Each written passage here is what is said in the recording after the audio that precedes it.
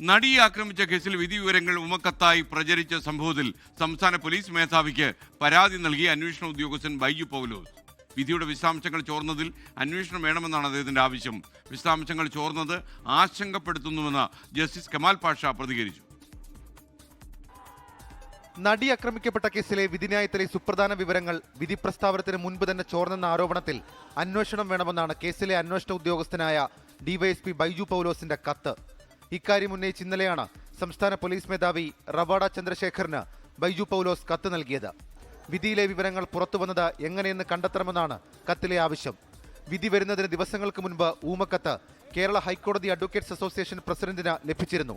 ഇത് സംബന്ധിച്ച് വിശദമായ അന്വേഷണം വേണമെന്നാവശ്യപ്പെട്ട് യശ്വന്ത് ഷേണായി ഹൈക്കോടതി ചീഫ് ജസ്റ്റിസിന് കത്തും നൽകിയിരുന്നു.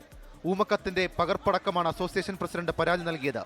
ഈ മാസം 4-നാണ് തനിക്ക് ഊമക്കത്ത് ലഭിച്ചതെന്നും വിധി വന്നപ്പോൾ ഞെട്ടിയെന്നും ജസ്റ്റിസ് കമാൽ പാഷ.